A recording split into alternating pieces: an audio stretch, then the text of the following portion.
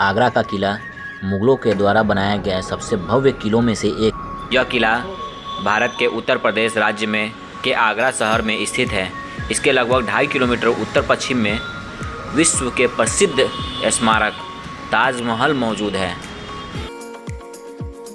आगरा का किला एक यूनेस्को द्वारा विश्व धरोहर स्थल है। यह पूरी तरह से भारत में शासन किया करते थे।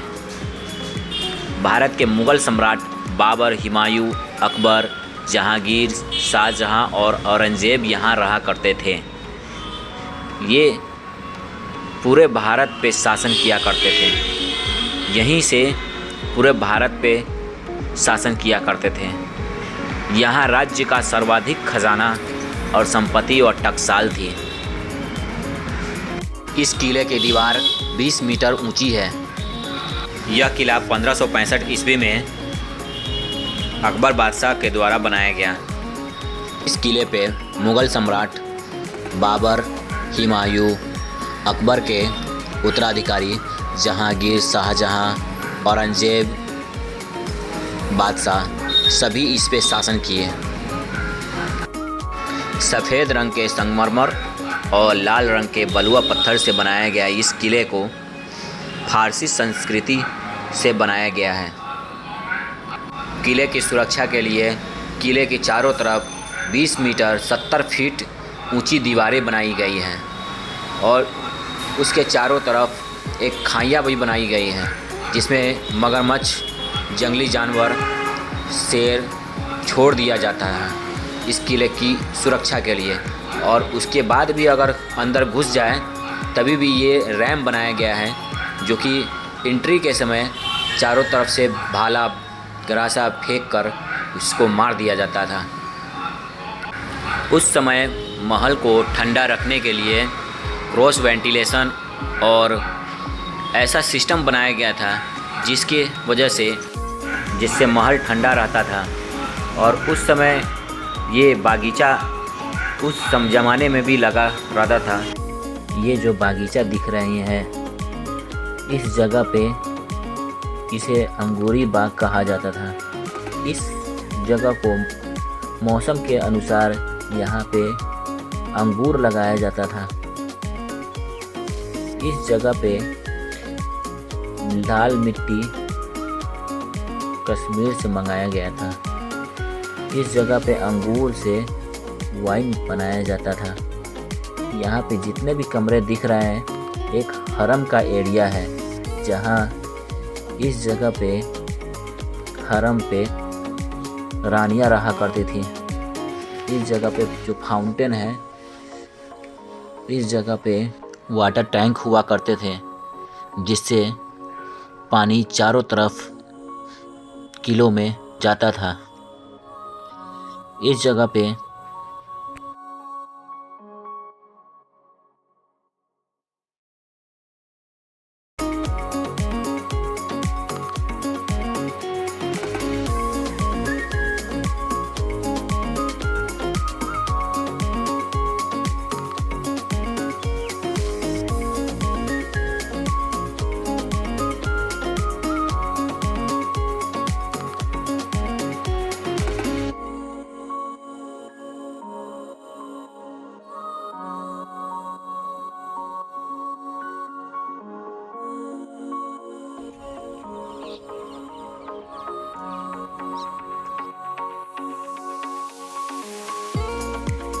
इस किले का सबसे महत्वपूर्ण जगह दीवाने आम है जो आगरा के किला में मौजूद है।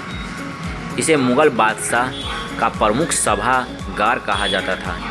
इसमें मयूर सिंहासन या तख्ते ताउस स्थापित है। इस सभागार का प्रयोग आम जनता से बातचीत करने और फरियाद सुनने के लिए किया जाता था।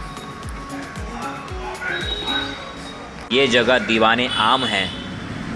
इस जगह पे बादशाह अकबर बैठा करते थे और लोगों की फरियादें सुना करते थे। इस तीन मेहराब के बीच में अकबर बादशाह बैठा करते थे। उसके बगल में महारानियाँ बैठा करती थी। उसके नीचे मंत्री उसके नीचे इस जगह पे कारपेट बिछाया हुआ करता था। जो भी फरियाद करने के लिए आते थे इस जगह पे बादशाह अकबर फरियाद उनका सुना करते थे। अगर गलत हुआ तो उसको फांसी की सज़ा या कोड़े बरसाया जाता था। अगर कोई फरियादी अगर सही होता था तो उसको इनाम भी मिला जाता था और इनाम देने के बाद उसको सम्मान के साथ उसको वापस भेज दिया जाता था उसको घर। दीवाने आम में एक कैदी घर भी है जो बगल में दिखता है। अगर कोई फरियादी को सज़ा होती थी या सज़ा से पहले उसको इस जगह पे रखा जाता था जब तक बादशाह अकबर उनकी फरियाद नहीं सुनते थे। अगर कोई जुर्म किया है तो उसको इस जगह पे रखा जाता था और उसकी फरियाद सुनने के बाद उसको इस जगह पे रखा जाता था जेल में, और जेल से फिर उसको दूसरी जेल में डाल दिया जाता था। ये छोटा सा गेट है जो ऊपर जाने के लिए दूसरे फ्लोर पे जाने के लिए ये गेट बना हुआ है जो दीवाने आम से रास्ता गया हुआ है। इस जगह से ऊपर जाकर बादशाह अकबर नीचे आते थे या ऊपर अपने सिंहासन पे जाते थे और बैठते थे।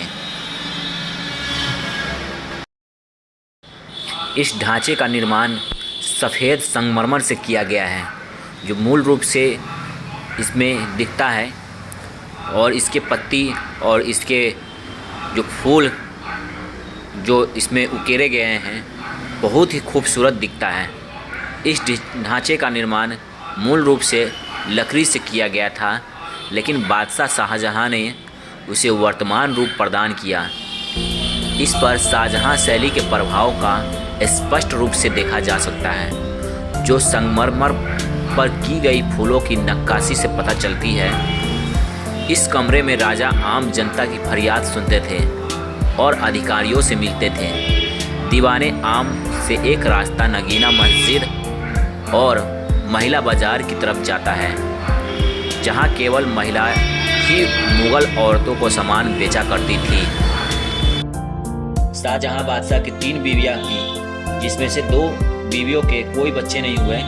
तीसरी बीवी जिसका नाम मुमताज थी उनका 14 बच्चे हुए जिसमें से 8 सर्वाइव नहीं कर पाए, और 6 बच्चों में से 2 बच्चे लड़कियां थी और 4 बच्चे लड़का थे, जिसमें से एक लड़की का नाम रोक्साना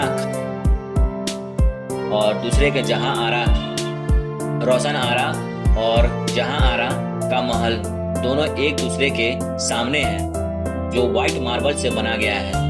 ये पूरी तरह से मकराना मार्बल से बना गया है। यही मकराना मार्बल जो आपको ताजमहल में देखने को मिलता है। इस जगह को बनाया गया है, ये मकराना मार्बल यहाँ से 150 किलोमीटर राजस्थान से लाया गया। उस जमाने में ट्रांसपोर्टेशन का कोई सिस्टम नहीं था, इसे हाथी घोड़े के द्वारा लाया गया है इतनी दूर से। दोनों महलों का ऊपरी गुंबद प्योर गोल्ड से बनाया गया है।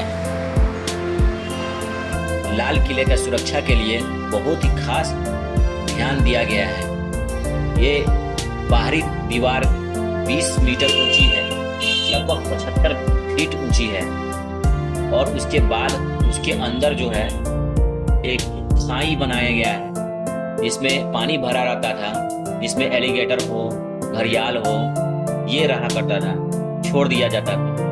उसके बाद भी अंदर जो है एनिमल जंगली जानवरों को छोड़ दिया जाता था, जिसमें शेर बाघ रहते थे,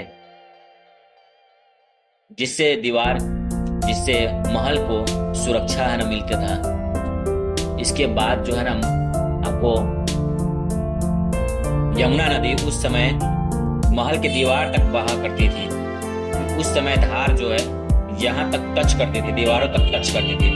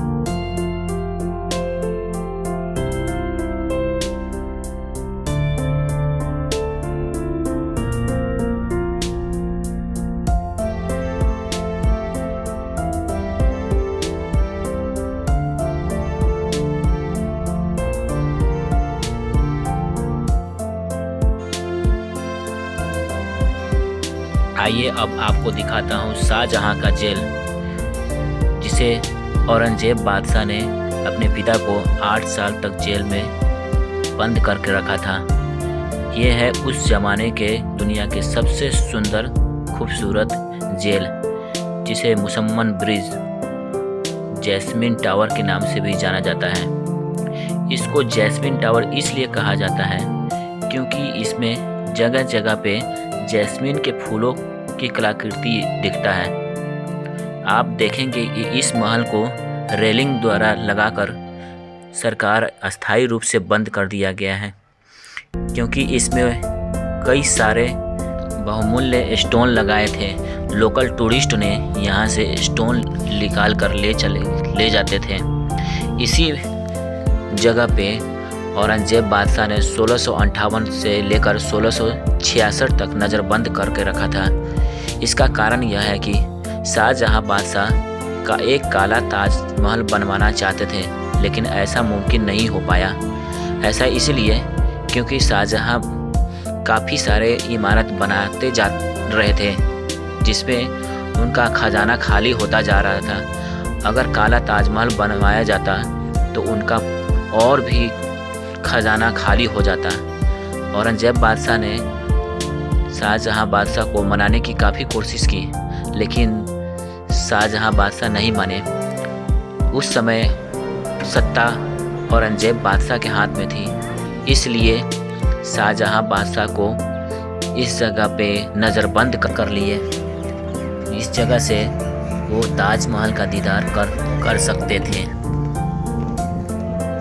इस जगह को एतमादुद्दौला का मकबरा कहा जाता है।